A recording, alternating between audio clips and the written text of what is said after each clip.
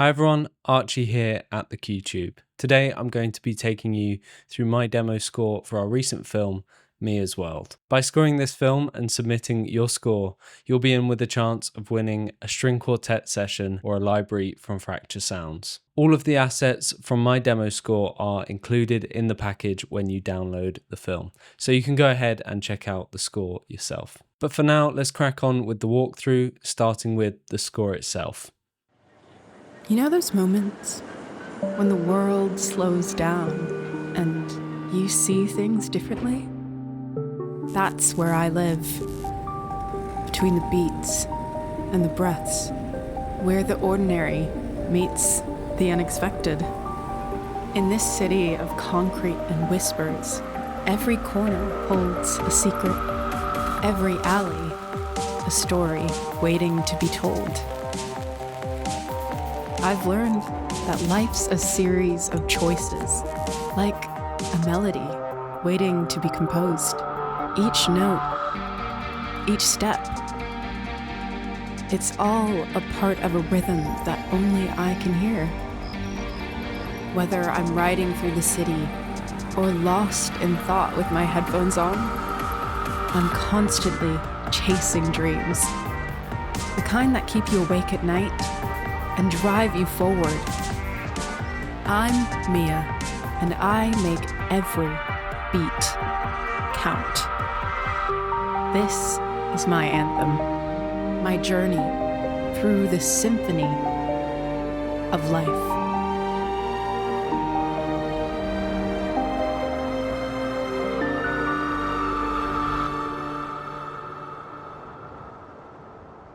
So to be honest, there's only two main parts to this score. That's the drums and the synthesizers.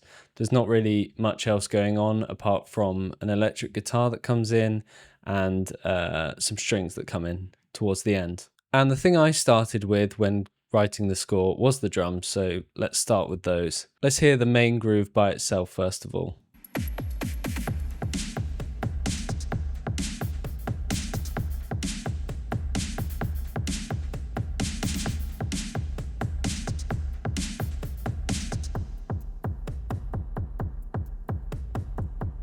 Quite a fun little groove, really quite simple, but yeah, catchy. I like it, it works. We got this kind of offbeat kick thing going on. I'll be completely honest, I nicked that kick pattern from the temp track that we include in the bundle. It's quite a nice kick pattern, so let's hear it.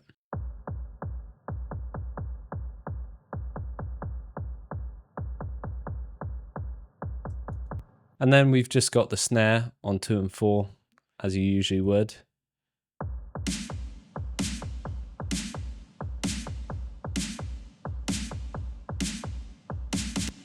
I've combined a few kick sounds for this, so let's hear all of them.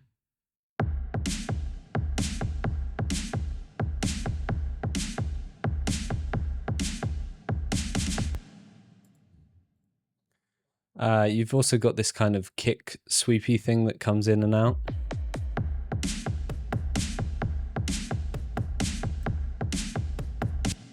I called it a sweep because there's this filter sweep that happens in the kind of build up to some of the drums kicking in.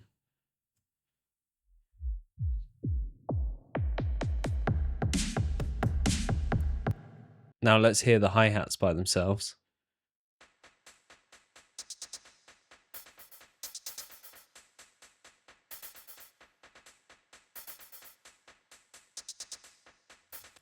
I think with some of them we got some echo going on, so this one for example, and then yeah, just this one.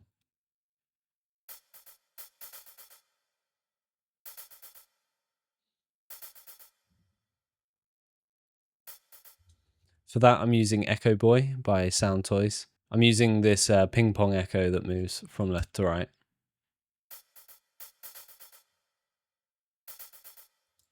Really like that sounds really cool. And then as well as that, I've used some Brunel loops from Albion 1, a very great starter library. It's got these kind of ticky Brunel loops.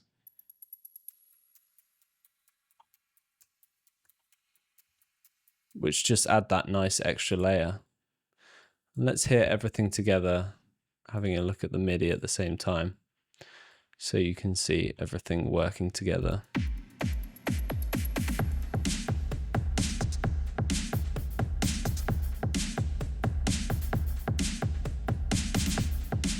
Yeah, so it's super simple, the drum pattern, and all I've done is just bring different elements of that in and out throughout the piece, maybe changing it up here and there.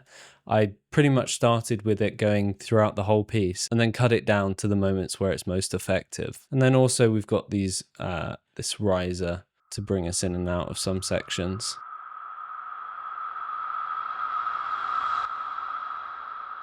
It's worth noting as well, I didn't mention this before, but the drums that I'm using is from UJam, and this is a library called Nemesis. Some really, really awesome drum patterns in here. Bit chaotic, but I mean, that's because it's got the echo on as well. Now let's have a look at the synths, because there's quite a few things going on. First of all, we've got this pad just to set the scene.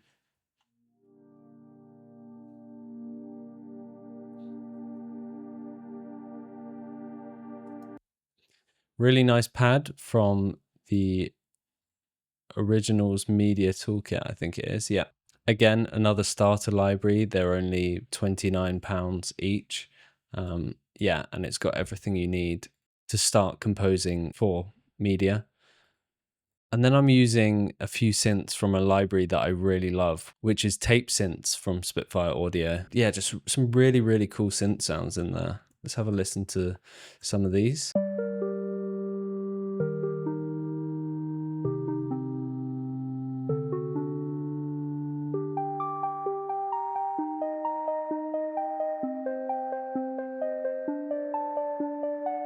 That's essentially just a sine wave, but just with a little bit of extra crunch that just sits behind. And then from there, I've basically just used synths from FabFilter's Twin 2, doing a kind of arpeggiated thing. I think the preset is called a growl.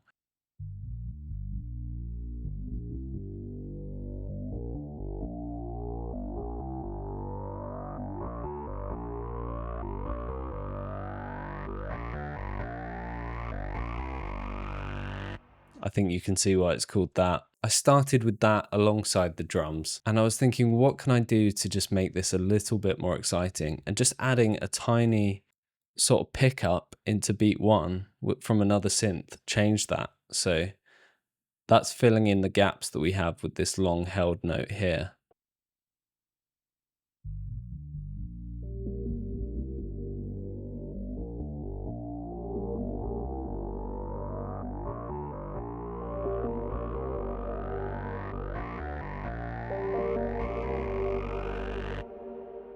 Took me ages just to come up with that tiny thing, but it shows how something really tiny can make all the difference. Also using UJam up here on the electric guitar.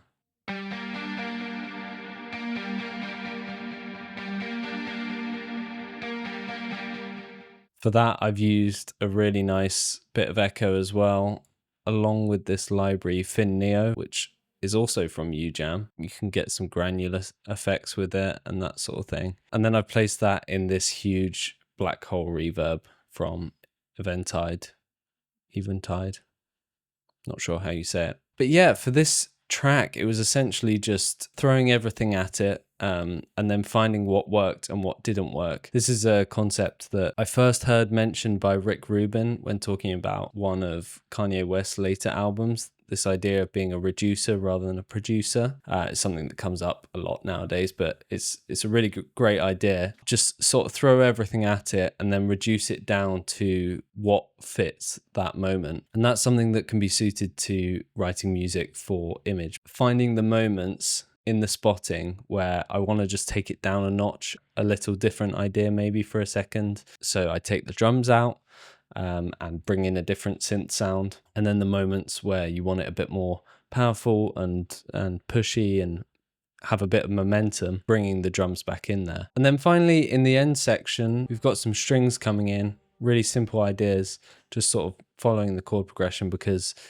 Our character Mia talks about the symphony of life, and it makes sense to bring in some orchestral elements there. So I've just brought in this nice string pattern.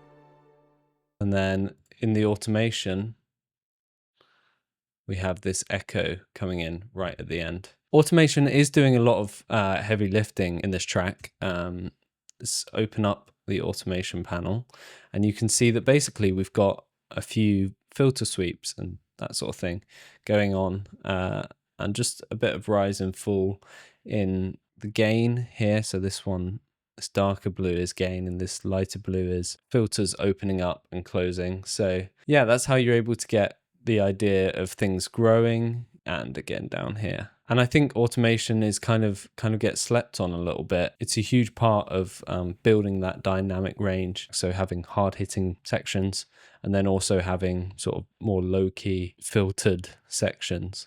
So yeah, quite a simple track. The thing I really wanted to show was how by really carefully picking and choosing where you put everything, you can make just a few elements sound like something a lot bigger. Hopefully that's helpful. Make sure to enter the competition, and I'll catch you on the next one. Bye bye now.